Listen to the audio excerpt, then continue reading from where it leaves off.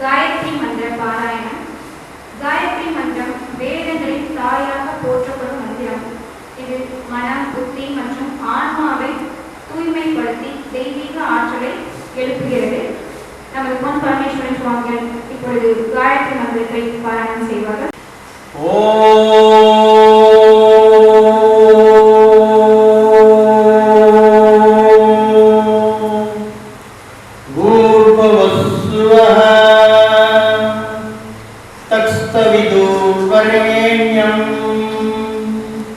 भर्गो देवस्य धीमहि धियो यो नः प्रचोदयात्। ओम शांति शांति शांति। विश्वगुरु श्री वेदव्यासர் திருவுருவப் படத்திற்கு மலர் அஞ்சலி செலுத்தி வழிபாடு செய்யப்படும்.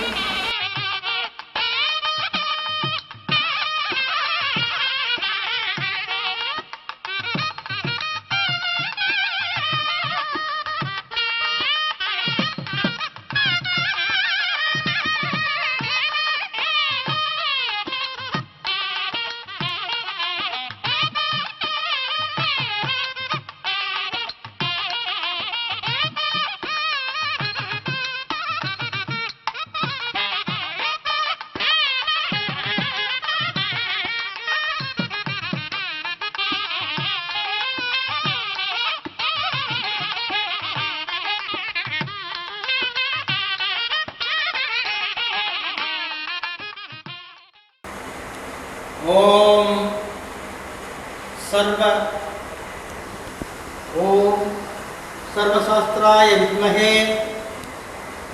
मुनिश्रेष्ठाय धीमहि तन्नो व्यासः प्रचोदयात्। இதுதான் உங்களுடைய காயத்ரி. ஒரு 10 நாளைக்கு ஒரு காயத்ரி முறை சொல்லணும்.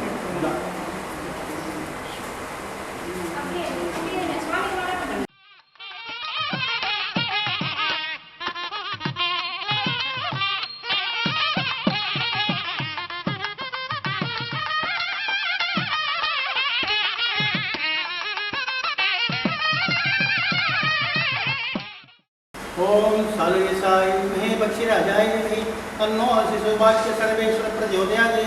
अपराजिताय विद्महे प्रत्यंगराय धीमहि तन्नो उग्रः प्रचोदयात्। ओम ज्वालामालय धीमहि महासुर तन्नो सूर्य दुर्गा प्रचोदयात्। ओम सौभाग्य नरसिंहाय नमो नमः। सौभाग्य आंजनेयाय नमो नमः। सौभाग्य सर्वेश्वराय नमो नमः।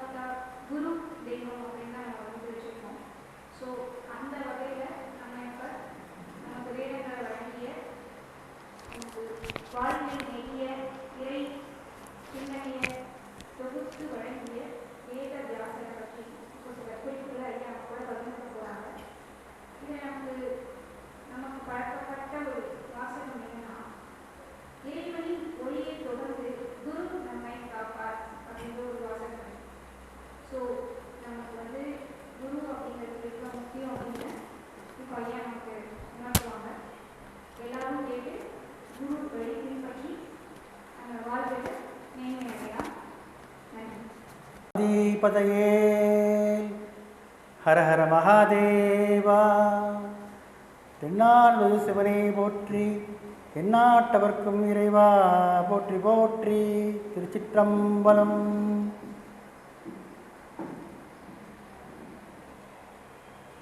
மாண்புமிகு தேசிய தலைவர்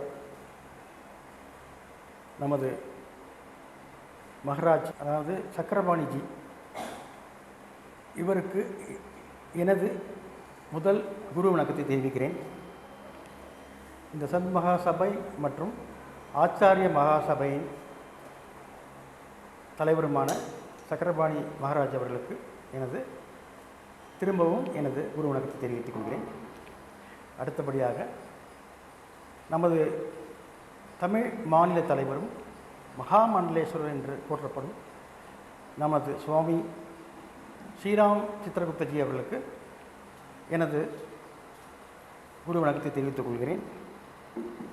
மீண்டும் இந்த குரு பூர்ணிமா விழாவில் கலந்து கொள்ள நமது அமைப்பை சார்ந்த நிறையா உறுப்பினர்கள், மாவட்ட செயலாளர்கள் மற்றும் இந்த சபையில் இத்தனை பேர் வந்து இந்த விழாவை சிறப்பித்து கொடுக்குறாங்க. அப்படின்னா என்ன அர்த்தம்? இப்போ இந்துக்களுடைய ஒற்றுமை எந்த அளவுக்கு இருக்குதுன்னு பார்த்துக்குங்க. அதுக்கு மேலே நம்ம குருவுடைய ஆசீர்வாதம் பரிபூர்ணமாக இருக்குது. இல்லைன்னா இந்த இடத்துக்கு யாராலையும் வர முடியாது. ஸோ அப்போ அந்த குருவுடைய அமைப்பு இருக்கும்பொழுது அவன் அருளாலே அவன் தாழ் வணங்கின்னு சொல்லுவாங்க இல்லையா? ஸோ அப்போ அந்த குருவுடைய அருள் யார்? நம்ம எல்லாம் நினச்சிட்ருக்கோம் நம்ம தட்சிணாமூர்த்தி, இல்லைன்னா இங்கே முருகன், இல்லை இந்த மாதிரி நம்ம முகூர்த்தங்கள், அதாவது இறைநிலைன்னு சொல்லக்கூடிய கடவுளை தான் நம்ம வந்து குருன்னு நினைக்கிறோம். அது அல்ல. அதை பற்றி தான் இப்போ வந்து இந்த குரு பூர்ணிமாவில் நான் விளக்கமாக சொல்கிறேன். அதுக்கு முன்னாடி இன்னும் ஒருத்தர் பேரை சொல்ல மறந்துட்டேன். நமது ரமேஷ்ஜி, சுவாமி ரமேஷ்ஜி அவர்களும் இந்த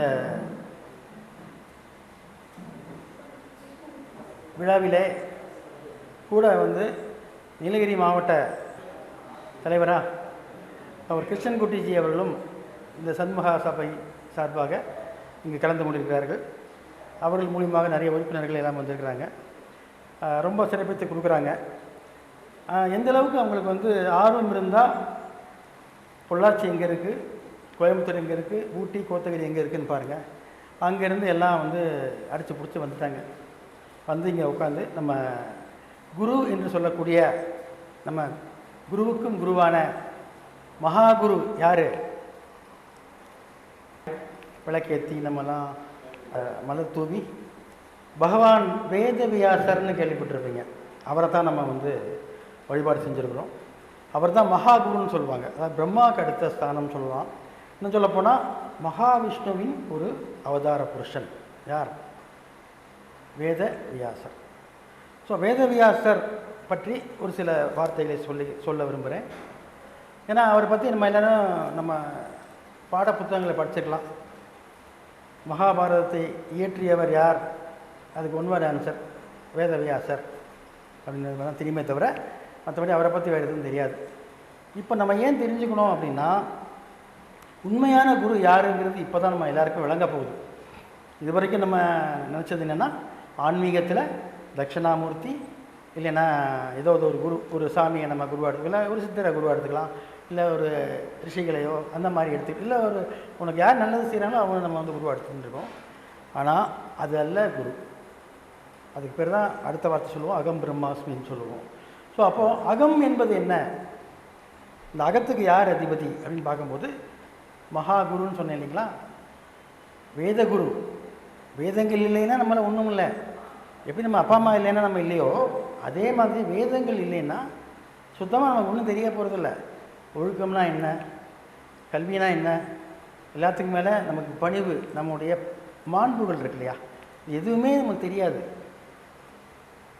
இன்னமும் நம்ம என்ன பண்ணியிருப்போம், காடு மேடாக சுற்றிக்கிட்டு காட்டு மிராண்டித்தனமாக தான் இருந்துகிட்டு இருப்போம். இப்போ இந்தளவுக்கு நாகரிகம் நமக்கு வந்திருக்கு அப்படின்னு காரணம் அதுக்கு யாருன்னா, வழிவகுத்து கொடுத்த ஆசான்.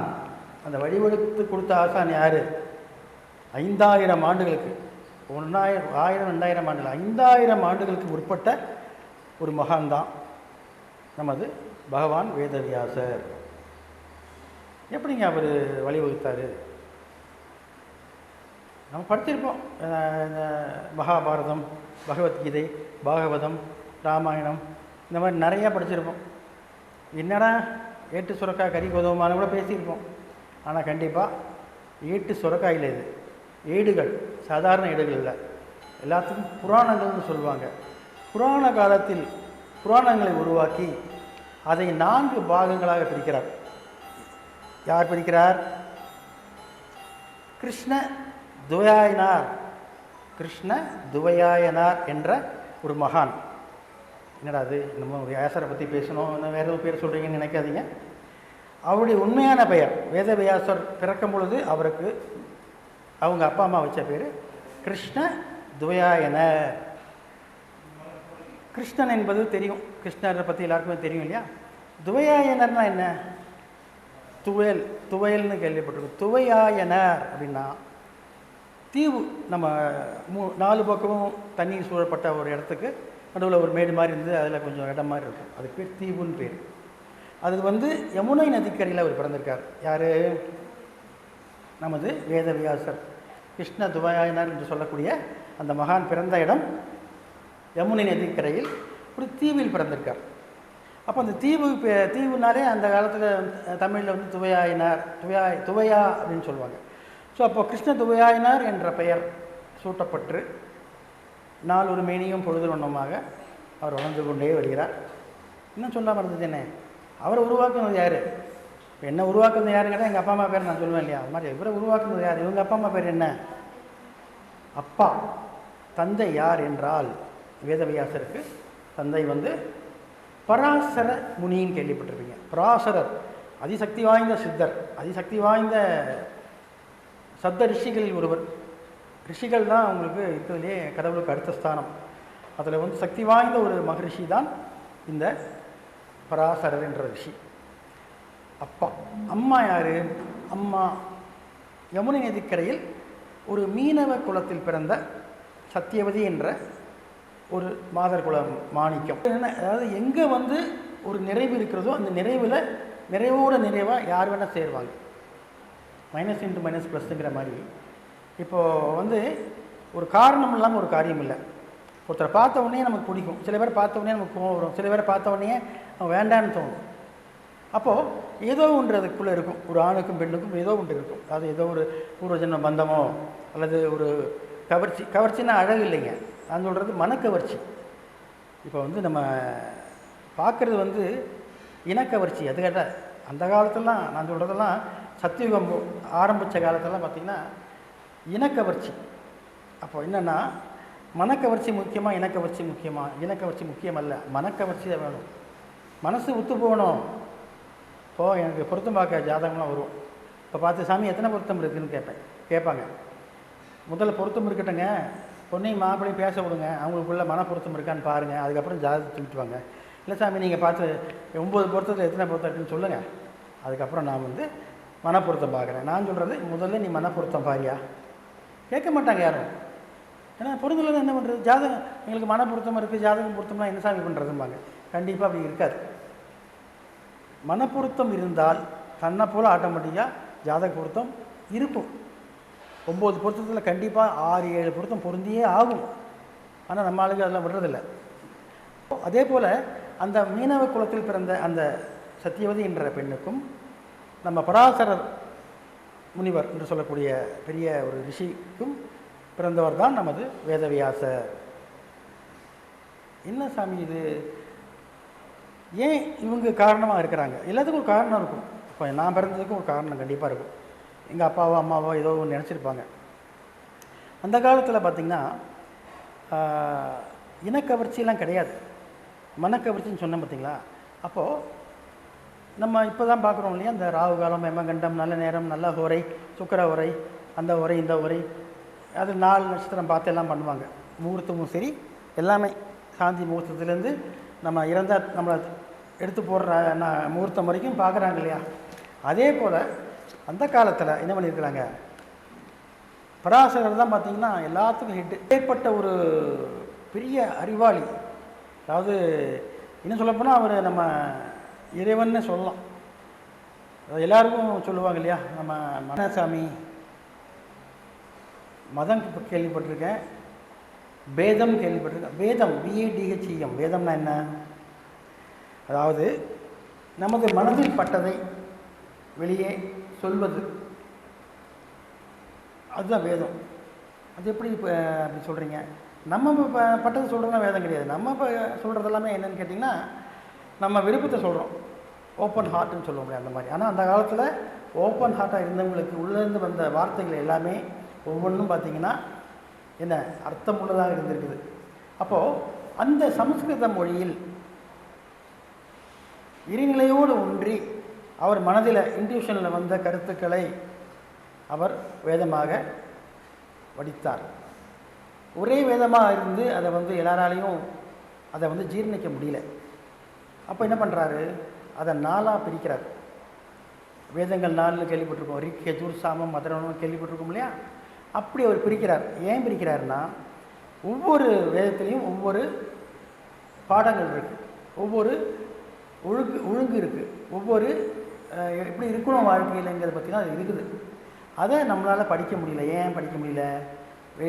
வேறு பாஷையில் இருக்குது. அதை நம்ம தமிழாக்கம் பண்ணால் கூட புரியாது. எல்லாருக்கும் அந்த கேட்டகரிக்கு உண்டான அந்த அறிவு கம்மியாக இருக்குது. அப்போது அந்தந்த கேட்டகரிக்கு தகுந்த மாதிரி அவர் என்ன பண்ணுறாரு, அதை காவியமாக மாற்றுறாரு. வேதங்களை ஒன்றா இருந்த வேதங்களை தனியாக பிரித்து 4 வேதமாக பிரிக்கிறாரு. அப்புறம் அதுலேருந்து ஒவ்வொரு ஷரத்துக்களையும் எடுத்து உப நிஷத்துக்கள்னு சொல்லுவாங்க. உப நிடதங்களாகவும் புராணங்களாகவும் காவியங்களாகவும் என்ன பண்ணுறாரு, பிரிக்கிறார். அது பிரித்ததில் நமக்கு தெரிஞ்சு நமக்கு வந்தது தான் மகாபாரதம், பாகவதம், பகவத்கீதை. இதுதானே முக்கியம். எவன் ஒருவன் பகவத்கீதையை படித்தாலோ இல்லை அதை பற்றினாலோ இல்லை மகாபாரத கதையை கேட்டாலோ மகாபாரதத்தை படித்தாலோ வாழ்வில் முன்னேற்றம், ஒழுங்கு அனைத்தும் கிடைக்கும். ஆனால் அதை யாரும் இப்போ பண்ணுறதில்ல. ஏன்னா அதுக்கெல்லாம் பொறுமை இல்லை, தாண்டி வந்துட்டோம். அதனால் திருப்பி நம்ம எல்லோரும் என்ன பண்ணுறோம், பழைய நிலைமைக்கே போகணும்னு தான் நம்ம ஆசைப்பட்டுருக்கோம். அப்படி தான் இதே 30 வருஷத்துக்கு முன்னாடி தான் இந்த பெல் பாட்டம்ங்கிற ஒரு பேண்ட் ஆண்களுக்கு ஃபேமஸாக இருந்துச்சு. 30-40 வருஷத்துக்கும் முன்னாடி. திரும்பி பார்த்து வந்திருக்கு இல்லையா? நான் சொல்கிறது என்னென்னா, புதியன புகுதலும் பழையன கழிதலும் தான் சொல்லியிருப்பாங்க. இப்போ நான் சொல்கிற வாக்கு என்னென்னா, புதியன கழிதலும் பழையன புகுதலும் எல்லாமே ஒரே சுற்றி அதே தான் வரப்போகுது. புதுசாக ஒன்றும் வரப்போறதில்லை. அப்போ அந்த புராணங்களை வகுத்து இந்த மாதிரி காவியங்களை நிறையா எழுதி மக்களுக்கு கதை நல்ல கதை சொல்லுவார். இப்போ நான் சொல்கிற மாதிரி கதை. அவர் வேதவியாசர் வெரி குட் நரேட்டர்னால் என்ன, கதை சொல்பவர். இப்போது ஒருத்தர் திரைப்படம் எடுக்கிறாருன்னா என்ன பண்ணுவாங்க, முதல்ல கதை எழுதுவாங்க. கதை எழுதினா மட்டும் பத்தாது, அந்த கதையை படம் எடுக்கிறவனுக்கு ப்ரொடியூசருக்கு புரிகிற மாதிரி அவன் அப்ரிஷியேட் பண்ணுற மாதிரி சொல்லணும். கதை கேட்கணும் அவன் ஒழுங்காக. அப்போ ஒழுங்காக கேட்குறதுக்கு என்ன வேணும், கதை சொல்கிறவன் அவருக்கு புரிகிற மாதிரி சொன்னால் தானே அவர் இன்வெஸ்ட் பண்ணுவார். புரியுதுங்களா உங்களுக்கு? அதான் கதை சொல்பவர்னு ஒருத்தர் இருப்பார், ஸ்டோரி டெல்லர், அதாவது நரேட்டரும்பாங்க. நரேஷன்னா எக்ஸாகரேட் பண்ணி பேசுகிறது, ஒரே விஷயத்தை பல ஆங்கிளில் உயர்த்தி பேசுவது. அப்போது அந்த கதை எந்த அளவுக்கு மக்களுக்கு போகும் அப்படின்னு முடிவு பண்ணுறது யார்? டைரக்டர். ப்ரொடியூசர் இன்வெஸ்ட் பண்ணுறான், அதுக்கு அவன் மண்டையில் ஏறுறதுக்கு இந்த மாதிரி கதை சொல்லுவாங்களாம். அதே போல் வேதவியாசர் நிறைய கதைகளை, நீதி கதைகளை சொல்லியிருக்காரு. நிறையா சட்ட சம்பந்தமான சிக்கல்களுக்கு உண்டான விஷயங்களையும் அவர் வகுத்து கொடுத்துருக்காரு. அது இல்லாமல் 18 வகையான புராணங்களை அவர் எழுதியிருக்கிறார். இன்னும் சொல்கிறேன், அது ஆச்சரியமாக இருப்பானா, விநாயகருக்கு ஒரு தும்பிக்கையில் இருக்கக்கூடிய அந்த தந்தம், 2 தந்தம் இருக்கும் இல்லையா, ஒரு தந்தம் மட்டும் ஏன் உடைஞ்ச மாதிரி இருக்குன்னு தெரியுமா உங்களுக்கு? யாருக்கா தெரியுமா? ஒரு தந்தம் ஏன் ஒரு பாதியை காணாமல் இருக்கும், உடஞ்சி அவர் கையில் வச்சு ஏனோ எழுதுகிற மாதிரி பார்த்துருப்பீங்க. அந்த மாதிரி படங்கள் யாராவது பார்த்துருக்கீங்களா? மாதிரி தங்கள் சித்தம் என் பாக்கியம், உங்களால் முடியாது எதுவுமே இல்லை, நீங்கள் தான் முதல்வன், ஆதி முதல் அந்த முறை நீங்கள் தான், உன்னை வணங்காமல் எதுவும் கிடையாது. அப்போது நீங்கள் என்ன பண்ணுறீங்க, நீங்கள் தான் என்னுடைய மகாபாரதத்தை எழுதி தரீங்க. அவர் ஒன்றும் சொல்லலாம், ஓகே எழுதுறேனே. அவர் நினச்சிட்டு இவர் எதுவும் சாதாரணமாக சொல்லுவார் போல் இருக்குது, நம்ம சும்மா அந்த மயில் தொகை எடுத்து மயிலை தொட்டு எழுதிக்கலாம் அப்படின்னு எழுத ஆரம்பித்தாராம். முதல்ல அந்த சாதாரண மயில் அந்த தொகை எடுத்து அந்த இங்கை தொட்டு எழுதுகிறார். இவர் சொல்கிற ஸ்பீடை பார்த்தா அவருக்கு ஒன்றும் முடியல, எழுத முடியல அவரால், யார் விநாயகரால். அப்புறம் ஒரே நிமிடம் கொஞ்சம் பொறுங்கள் ஐயா அப்படின்ட்டு அவருடைய தந்தத்தை ட்ரங்க்குன்னு சொல்லுவாங்க, தந்தத்தை ஒடிச்சு இப்போ சொல்லுங்கள் நான் எழுதுகிறேன் பார். அப்போ அவர் சொன்ன அந்த அத்தனை வார்த்தைகளையும் வெகு வேகமாக எழுதினார். யார்? விநாயகர். ஸ்பீடு ஜாஸ்தி. எதுக்கு ஸ்பீடு ஜாஸ்தி? எழுதுகிற அந்த யுக்தி, அதாவது தன்னுடைய தந்தம்ன்று சொல்லக்கூடிய வெகு சக்தி வாய்ந்த ஒரு உறுப்பு அது. யானையின் தந்தத்தை பற்றி கேள்விப்பட்டிருப்பீங்க இல்லையா? யானையின் தந்தம் இப்போ பொதுவாகவே அதெல்லாம் ரொம்ப ரேருங்க. அது அந்த காலத்தில் வீணையிலெல்லாம் அது வச்சுருப்பாங்க. நிறைய பேர் வீட்டில் வச்சு பூஜை பண்ணுவாங்க. நிறைய விஷயங்கள் இருக்குது. அப்போ அந்த தந்தத்தை நாம் வந்து நிறைய பேர் ஒரு சாமியாகவே வச்சு வணங்குவாங்க. ஏன்னா அது வந்து யானையுடைய தந்தத்தில் பல விஷயங்கள் இருக்குது.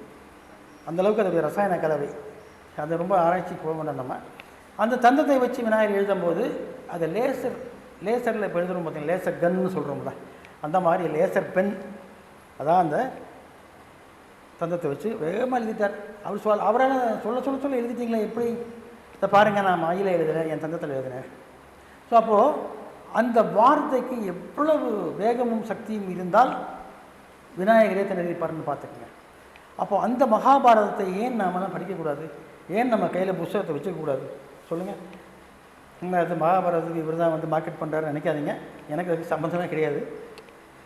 நான் எதுக்கு சொல்ல வரேன்னா, அதில் இருக்கக்கூடிய நீதி நிறைய விஷயங்கள் வாழ்க்கைக்கு உகந்ததாக இருக்குது. அது இந்த காலத்தில் 5000 ஆண்டுகளுக்கு முன்னே எழுதின அந்த மகாபாரதம் இன்றைக்கி ரொம்ப உதவியாக இருக்குது. பகவத்கீதை அதிலிருந்து வந்தது தான் பகவத்கீதை, பாகவதமும். அப்போ இதெல்லாம் வந்து படிக்கிறது கஷ்டம் இல்லைங்க, ஈஸியாக படிச்சிடலாம். அதுதான் வந்து நம்ம தமிழ் சாதாரண ஒரு பாமரனும் படித்து அதை புரிந்து கொள்ளும் அளவுக்கு அதை வந்து மொழிபெயர்த்து எழுதியிருக்கிறார்.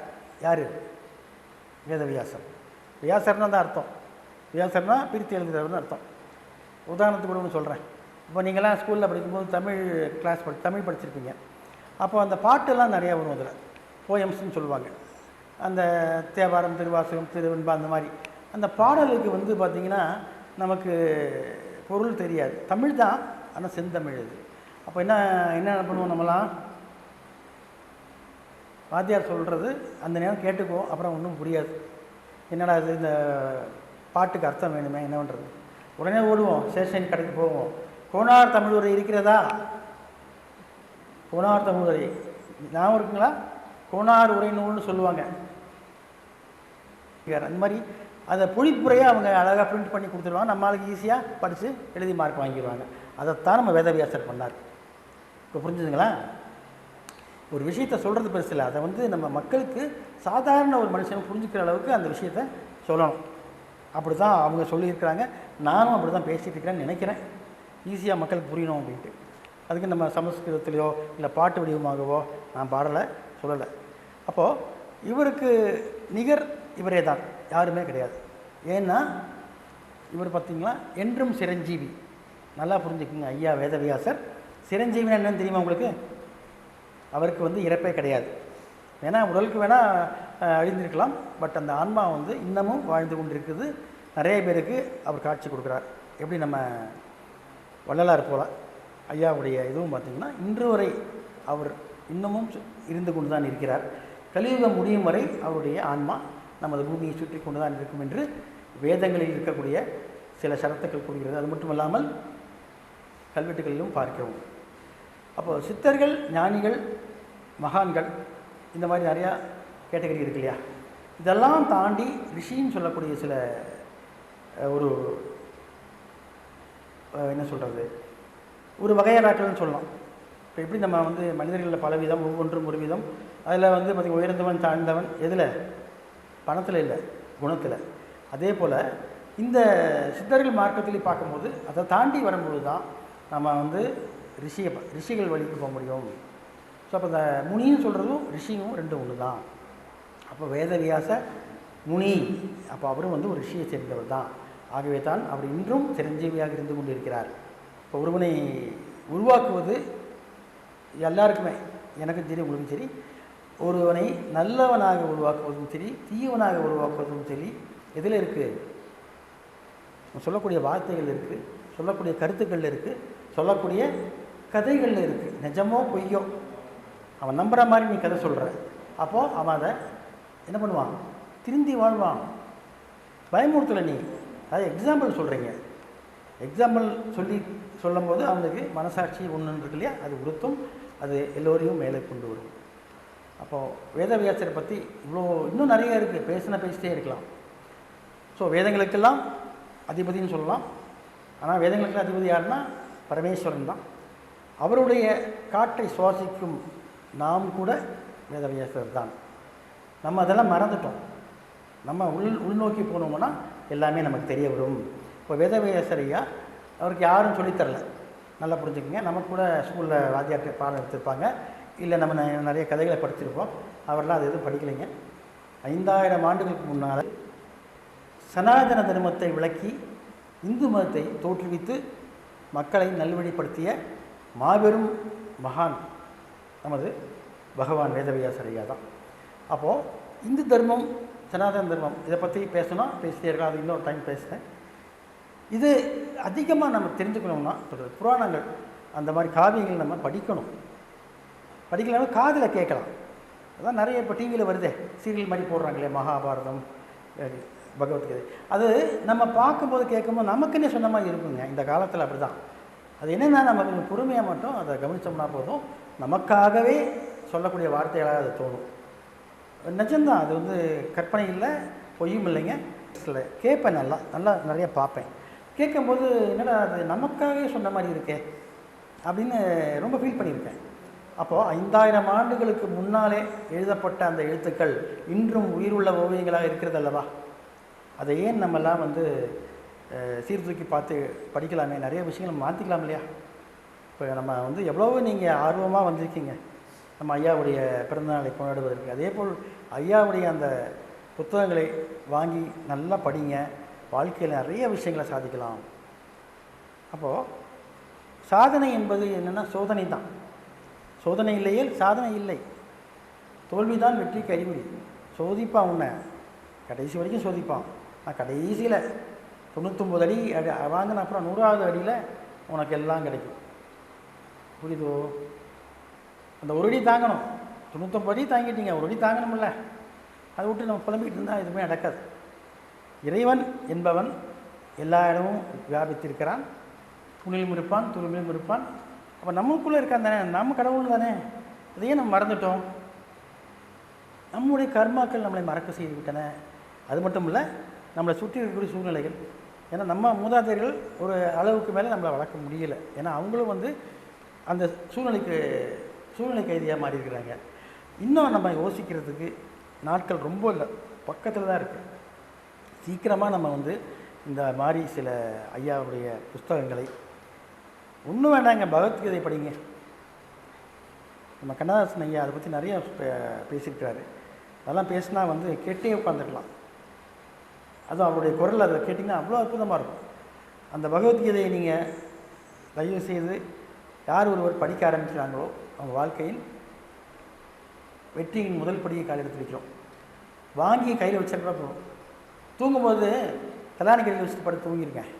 அதில் இருக்க எழுத்துக்கு பூரா மண்டைக்குள்ள ஏறும் சொல்லுவாங்க வாத்தியார், எங்கள் ஸ்கூல் வாத்தியாரெலாம் சொல்லுவாங்க, டேய் மடையா உனக்கு படிப்பு வரல, அந்த புக்கையாவது தலைக்கடியில் வச்சு படுறா, மண்டையில் ஏறும்பார். அதுதான் உண்மை. சில நேரம் நடந்திருக்கிறது மாதிரி. ஏன்னா எல்லாமே வந்து ஒரு கோட்பாட்டுக்குள்ளே தான் இயங்குது. அந்த கோட்பாடு தான் என்னென்ன இன்றைக்கி வரைக்கும் யாராலையும் கண்டுபிடிக்க முடியல.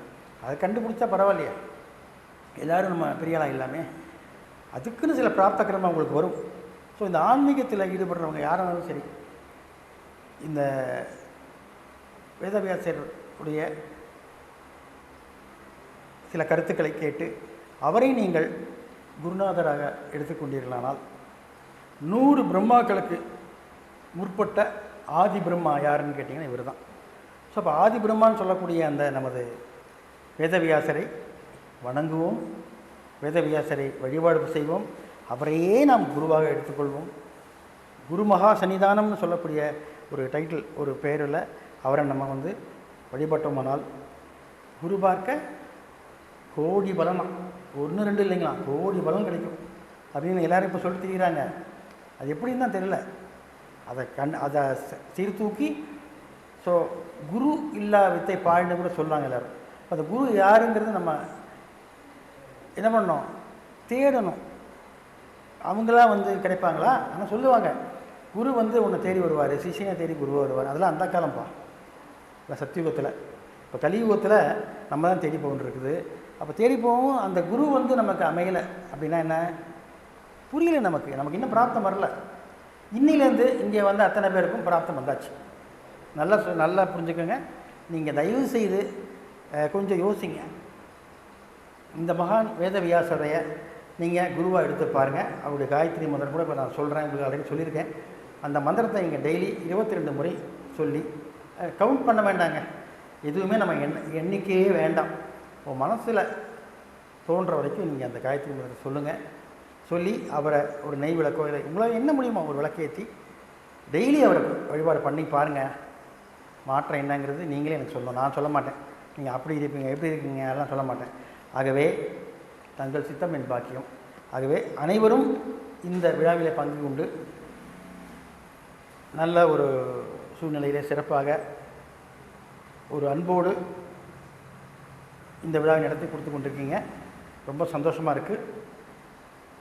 அதே மீறி சில நேரங்களில் நமக்கு சில வருத்தங்கள் என்னென்னா, இன்னும் நமக்குள்ளே நம்மளை புரிஞ்சிக்காமல் இருக்குமே, அதை நம்ம புரிஞ்சுக்கணும். வேறு ஒன்றுமே கிடையாது. மனமது செம்மையானால் மந்திரங்கள் தேவையில்லை. மனமது செம்மையாக என்ன பண்ணணும்? மந்திரம் ஜெபிக்கணும். மந்திரத்தை நாம் ஜபிப்போம். பக்தி மார்க்கத்திலே திளைப்போம். பக்தி மார்க்கம் தான் கலியுகத்தில் எல்லாரையும் கரை சேர்க்கணும். அதுக்கு நீங்கள் ராமநாமம் சிவநாமம் இந்த மாதிரி நிறையா புராணங்கள் சொன்னாலும் சரி. ஆனால் என்னுடைய கருத்து பிரகாரம் நான் இந்த குரு பூர்ணிமாவை முன்னிட்டு நான் உங்களிடம் இன்றைக்கி நம்ம சண்மகா சபா ஆச்சாரிய மகா சபாவின் சார்பாக இத்தனை மாந்தர்கள் முன்னால் உட்காந்து ஐயாவை பற்றி பேசக்கூடிய ஒரு வாய்ப்பை ஐயா தான் கொடுத்துருக்கிறார். யார் மூலியமாக? நம்ம சுவாமி சக்கரபாணிஜி மூலியமாகவும் சுவாமி ஸ்ரீராம் சித்திரகுப்தஜி மூலியமாகவும் இல்லை உங்கள் மூலியமாக எத்தனை அமைப்பாளர் இருக்கீங்க, எத்தனை உறுப்பினர்கள் இருக்கீங்க, எல்லோரும் சேர்ந்து இப்போ ஒருத்தர் வண்டி இழுக்கிறத விட 4 பேர் சேர்ந்து வண்டி இழுத்தானே ஈஸியாக வந்துடும்ல, அதே தான். ஸோ உங்களுடைய அன்புக்கும் ஆசைக்கும் அடிபடுகிறேன். நன்றி நன்றி நன்றி. மீண்டும் இன்னொரு முறை சந்திப்போம். வாழ்த்துக்கள். சாய்ராம். நர்பவி. குருப்யோ நமக. சந்தோஷம்.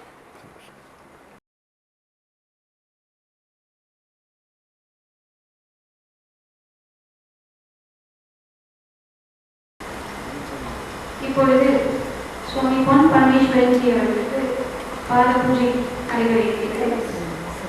ஸ்ரீ குருவிற்கு பாத பூஜை. குருவின் திருப்பாதங்களை வணங்குவது அனைத்து தெய்வங்களையும் வணங்குவது. அகதியை விட்டு உயர்ந்த ஆன்மீக சாதனையாக பாத பூஜை கலந்து கொள்கிறது. பாத பூஜை நடைபெறுகிறது. அனைவரும் அருள் பெற வேண்டுகிறோம்.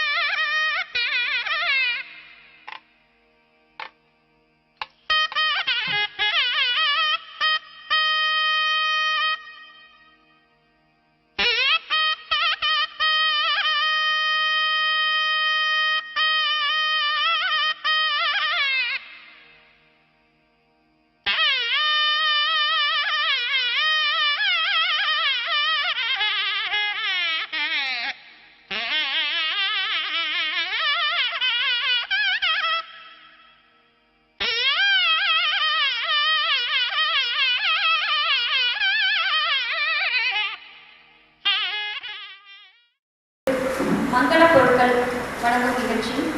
மங்கள பொருட்கள் ஒரு குடும்பத்தின் ஐஸ்வர்யம், சமுதாய ஒற்றுமை, மேம்பாடு அனைத்தையும் வெளிப்படுத்தக்கூடிய விஷயமாக கருதப்படுகிறது. இதை இப்பொழுது நமது மாநில செயலாளர் ஆச்சாரிய மகாசபா சுவாமி பொன் பரமேஸ்வரன்ஜி அவர்கள் வழங்கி துவக்கி வைப்பார்கள்.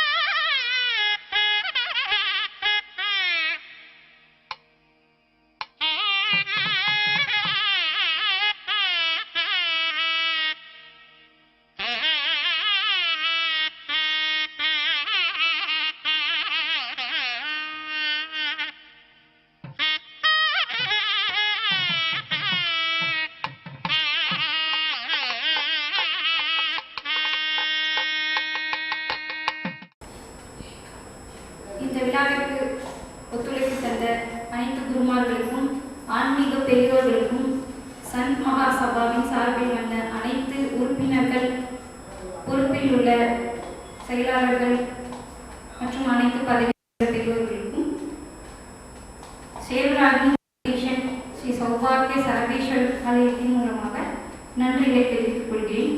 இந்த நிகழ்ச்சியை இங்கே ஏற்பாடு செய்ய எங்களுக்கு அறிவுரை வழங்கிய நமது மாநில தலைவர் திரு ஸ்ரீராம்ஜி அவர்களுக்கும் எங்களது மனமான நன்றியை தெரிவித்துக் கொள்கிறேன். நன்றி.